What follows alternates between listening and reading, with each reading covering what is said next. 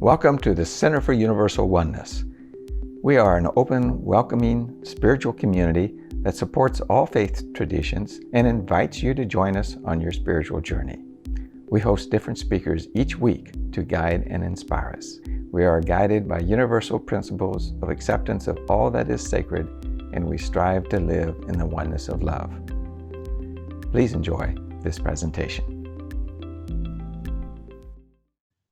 All right. Today, we are incredibly blessed to have Mitch Austin with us. Mitch and I were talking the other day, and I often, when we're doing the setup pre-work for this service, I ask, so what's your talk about? And give me a little detail around it. And he kind of went, well, yeah, I don't want to give away too much. And I thought, uh-oh. And then he said, it's about the prodigal son. And then I thought, oh, what? And then he said, don't worry, it's a big surprise. And I am anxious, incredibly anxious to hear what Mitch has to say. The title is Let the Kingdom In. He's a Holmes Institute ministerial student, licensed mind practitioner. So he can learn your thoughts, and a practitioner of Center for Spiritual Awareness. So, Mitch, it is great to have you back again, and take it away. Thank you so much. And I feel, oh, you can hear me, I hope. Yeah. Yes. Okay. So grateful to be back. It's been a while. It's been a few months, I think. And I think that's right. It is, yeah. I'm very impressed by your center and what you're doing. I don't know if you're aware, but some of the studies on the trends of spiritual communities are showing that many of them are moving away from a senior minister and to a more decentralized kind of way of doing things. So you're trendsetters. It's awesome. I love it. I love it. And I'm so grateful to be a part of it today. And Doug, thank you for that beautiful prayer about the beauty that's all around us, because that's really the kingdom, right? The kingdom is the beauty, and it's all around us. It's in us, it's through us, and there's really no place that it's not. Our work is to let it in, is to keep anything that would create a barrier between us and all the good that already exists out of our experience as much as possible. And I'm going to unpack that today through the story of the prodigal son. You know, it really doesn't matter what spiritual community you're in.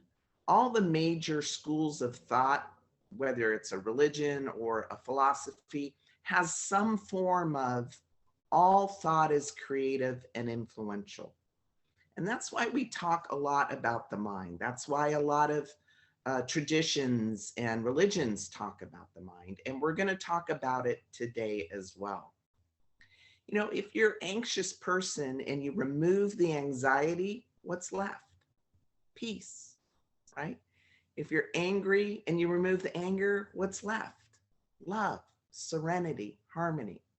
So we're going to learn a little bit about these things that might be in our consciousness, how to empty what I'm going to call our consciousness or our mind as a cup, so that we can experience more of the kingdom and let it in. So who's ready to let the kingdom in? Anybody?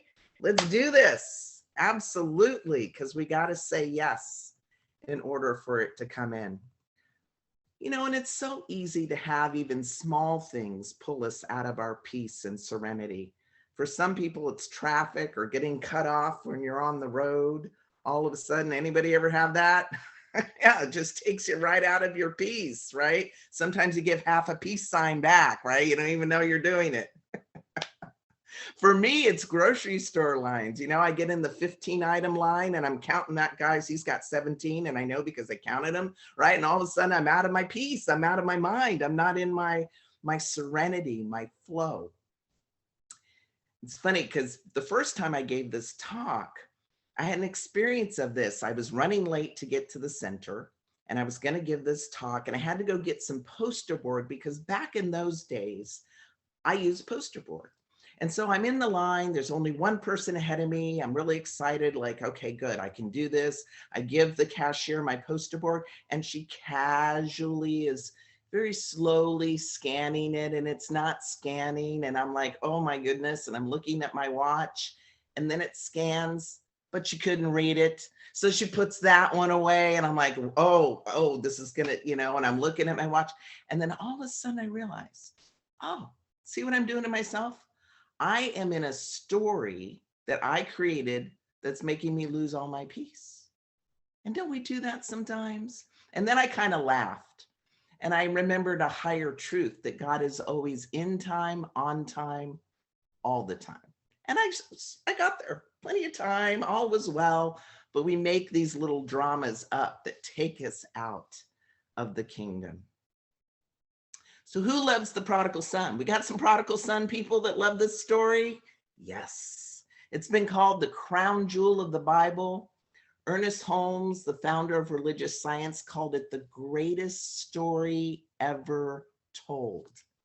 And with your permission today, I'm going to tell it Mitch style. Make it a little bit fun, breathe a little life and animation into it to dig up that juicy spiritual truth to feed us in this message today. And if you have heard of the story before, I'm going to invite you to approach the story with a beginner's mind. Just empty out anything you think you know about this story and allow your present day self to take in this spiritual food. We're all like rivers. And rivers change and streams change, and you can never step into the same river twice. So because you're different, if you approach this with a beginner's mind, you're going to have a different experience of the story. And as was mentioned earlier, there's a little twist at the end that you may not have heard before. So I'll be curious to know today when we fellowship if you've ever heard this version of it. I love stories. I just recently became a certified master storyteller. Super excited about it. I believe that we live in stories, we think in stories, we learn in stories.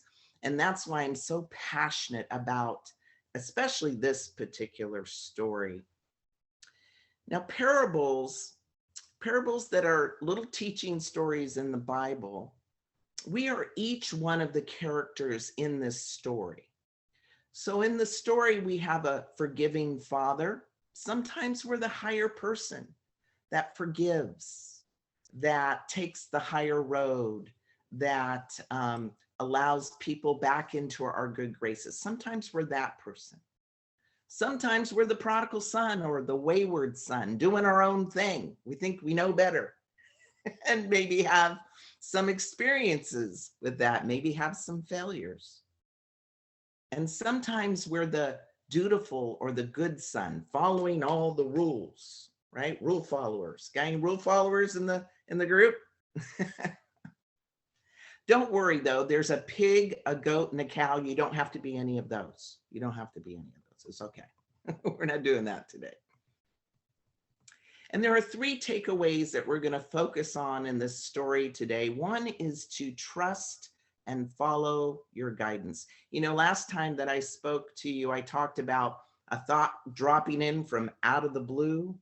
Ever wonder where the blue is? It's our placeholder for the divine or for God. That's our guidance. And we're going to unpack that today. Also, we're going to talk about your worthiness of the kingdom. No matter what you did or didn't do, always this goodness of the kingdom of joy, of love, of abundance, of peace, of serenity, all of that still worthy, no matter what has unfolded in your life.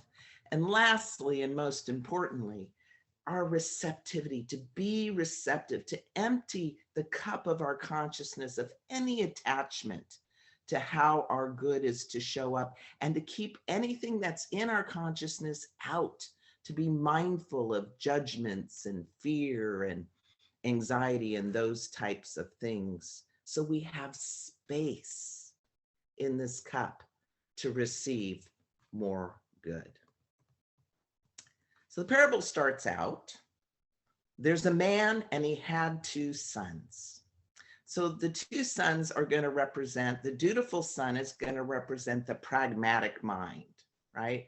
Very practical, logical mind. And then the prodigal son, or the wayward son, is going to represent the idealistic mind. And then the father is going to represent the divine mind, the higher mind of consciousness.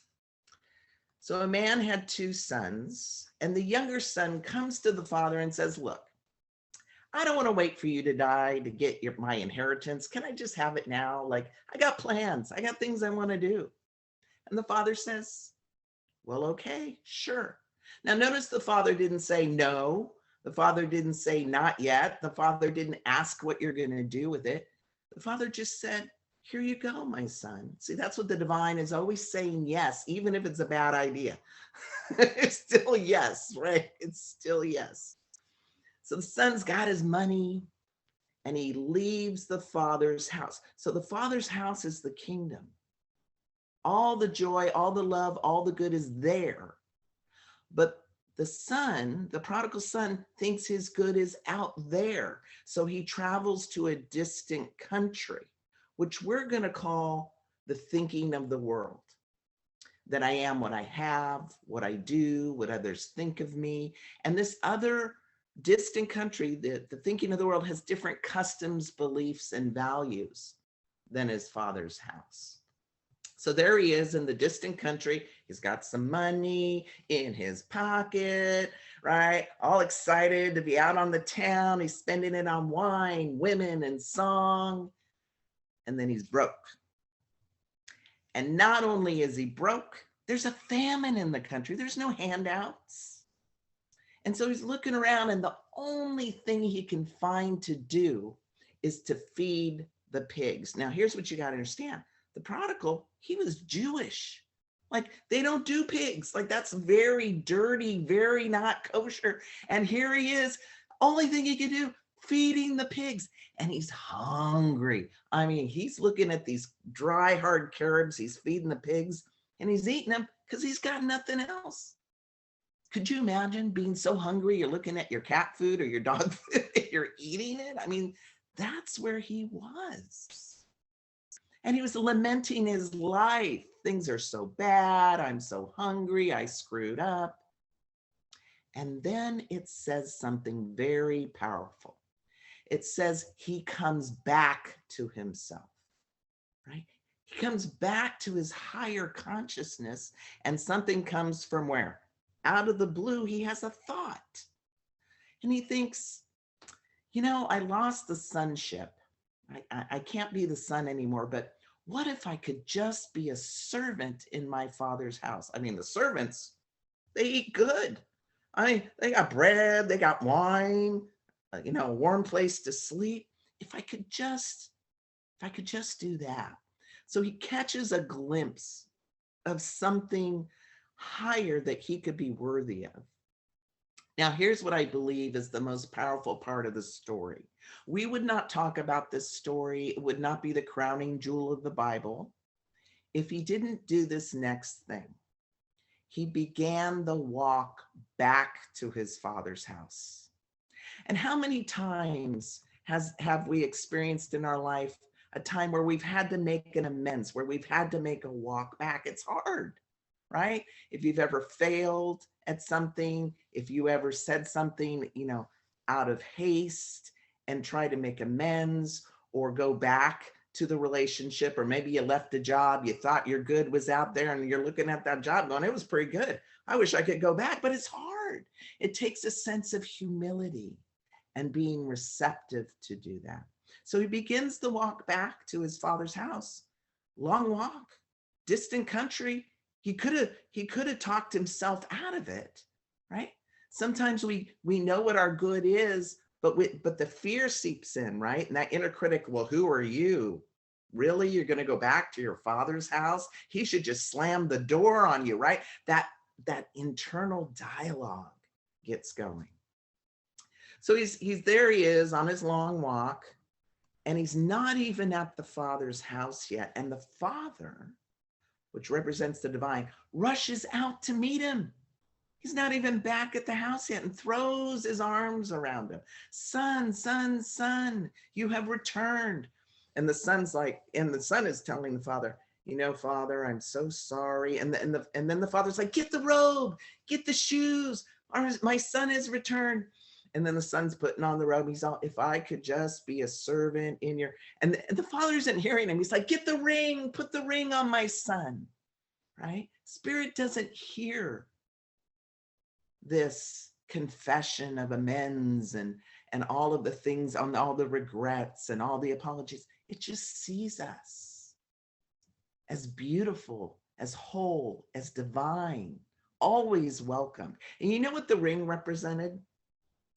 The ring back then would carry the emblem of the family. It was like an unlimited credit card. You could go into the marketplace, buy a goat, buy a coat, like you just keep buying. He just squandered 1/3 of the inheritance and he gets the credit card, right? Powerful stuff that Spirit has for us, no matter what. And here's what I love about the prodigal son. He didn't take off the robe and the ring and say, I'm not worthy. He didn't do that. But how many times have you gotten a compliment or you've seen somebody or tried to give somebody a compliment? They don't even take it in. Oh, you made such a beautiful dinner tonight. Oh, it was nothing. Oh, I just threw it together. Like we just deflect our good that's trying to be poured upon our spirit and our heart and our mind. All right. We got to wear the robe. We got to know that we're worthy, no matter what's happened in our life, whether a marriage failed, a business went bankrupt, or maybe we had a moment of weakness where we didn't tell the whole truth or made a poor decision out of fear or anger, still worthy of all the good this life has for us. So let's not throw the robe off. Let's keep it on and let the kingdom of heaven in. So then the Father's like, kill the fatted calf. We're going to have a party, right? And they're going off to have the party. And the dutiful son's out in the field, bringing in the crops, slaving away. And he hears all this commotion up at the house. So he decides to head up there, see what's going on. And he runs into the servant who says, your brother has arrived. We're having a celebration. Come join us. He was lost and now he's found. And the dutiful son says, I'm not joining you. And then the father comes out. And the father says, it is a joyous day. Your brother has returned. He is dead and now he is alive. Come celebrate with us. The dutiful son's like, really? He goes out and squanders 1/3 of the inheritance you gave him. He comes back and you throw him a party. I do everything you ask. I meet every assignment on time. I get up early. I work late. You won't even give me as much as a young goat for me and my friends to enjoy. I'm not going to go celebrate with you. And the father says, Son, all that I have is yours, and I am always with you. See, the dutiful son couldn't let it in. He was angry. He was in judgment. You know, the prodigal son, he took 1/3, he went out there and he squandered it. And he came back open, empty, and receptive. But the dutiful son, he got 2/3. He's got everything else. But he can't let a drop in to his consciousness because of the judgment, anger, self-righteousness. So I ask you, who squandered more? See, we think this story is about the prodigal, and about forgiveness, and it is. But we must not forget that it's easy to become too right, too good, too entitled in our thinking. That can shut it out too. And I feel right now that judgment is rampant in our world. We're seeing so much divisiveness about how we think people should be in order to be a good person, when the truth is we're all good at our inherent nature. And there's a difference between judgment and discernment. And the main difference is judgment says you did something wrong, you're wrong, you're bad, you're less than. And discernment separates the behavior from the person. You made a bad choice, prodigal son, but you're still worthy of all the good of the kingdom. So our three takeaways, let's revisit them through this story. The first one is to trust and follow your guidance. You know, the prodigal had a thought drop in. What if I could be a servant? And he listened to that guidance, right? He followed it. And if he hadn't, he'd still be stuck in a distant country in his situation. So we need to follow our guidance. You know, the dutiful son was in his rigid left brain thinking. And when we're in that deep logical mind, we can't hear.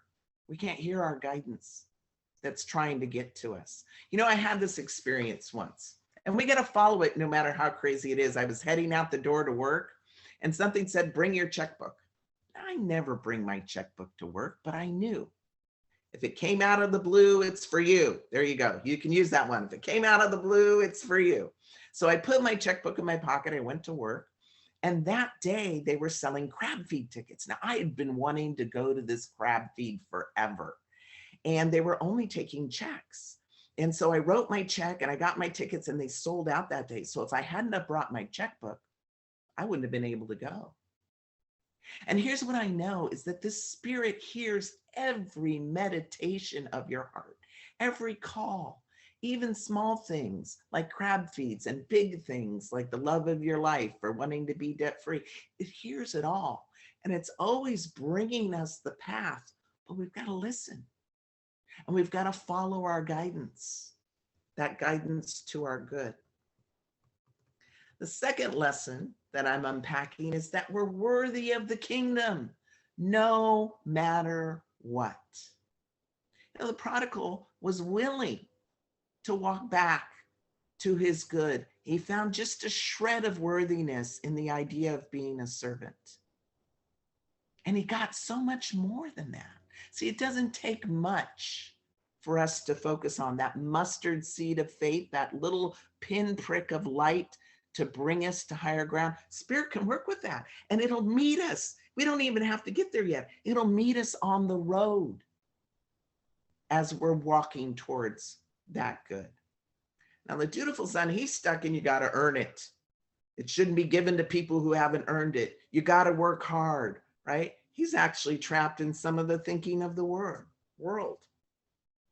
Here we're going to do. We're going to do a worthiness test. You ready? We're going to do a worthiness test. Okay, everybody take a deep breath in and let it out.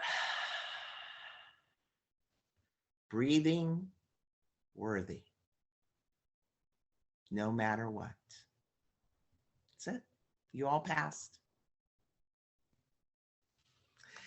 And the last takeaway is to be receptive. Receptive.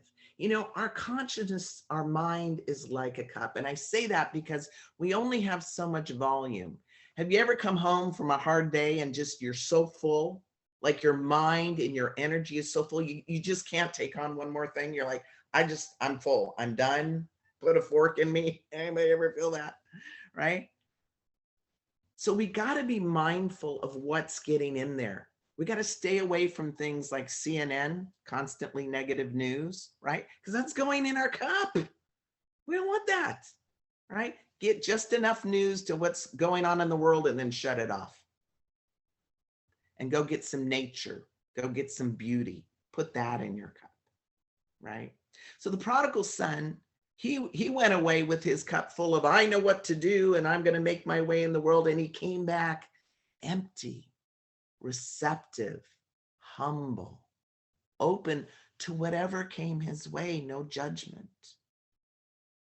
But the dutiful son had filled up his whole cup with entitlement. You don't even give me and my friends a goat. Cynical, closed-minded, judgmental, couldn't let the kingdom in. So our work is to stand guard at the doorway of our minds. So what's in your cup? What's in your cup? I'm going to ask a few things. I'm going to make a few statements, and I'm going to invite you just to go within and pay attention to what pops up. See if there's any judgment in there. No shame, no blame whatsoever. Just seeing if we have any work to do. Is that all right? Okay, here we go. How do you feel about unvaccinated people? No judgment, just seeing what's in the cup. How about people who come into the country and they're illegal aliens? Are they worthy? Are they worthy? Anything? Maybe something, maybe nothing. What about people on welfare? Go get a job. You should earn it. Right? Are they worthy of the kingdom? Or maybe how about this? You're walking down the street, two men are holding hands and one gives a kiss on the cheek to the other. How's that land? Are they worthy? See? If there's any little whoosh, any pop going on, might be something to look at to see if we can get our cup a little more empty and into the good that we deserve. So let us remember the power of following our guidance, that thing that comes from out of the blue. It's our direction towards our good. And that we are always worthy of the most high love, the most high joy, the most high peace, serenity, abundance, no matter what we did or didn't do in our journey. Still worthy, breathing worthy. And let's stay receptive, open, ready to receive and feel the goodness that's already inside us. That kingdom is already there. Don't let judgment or fear or anxiety or shame block the kingdom that is all yours, all of it, right now. Let it in. Blessed be. Thank you so much. Let's take this message into a meditation. So let's take a deep breath in and let it out. As we turn within to that inner sanctuary of the divine that is with us in every twist and turn of our experience that we call the human journey. Knowing that we are always guided, directed, and protected. And that what is ours can never be lost or taken away. Spirit will restore the years the locusts have eaten, no matter what. The street names of the divine are always there to be experienced. The street names of joy, of peace, of serenity, of love, of courage, of power, of creativity, of beauty, all there. It's just a thought away. Blessed be.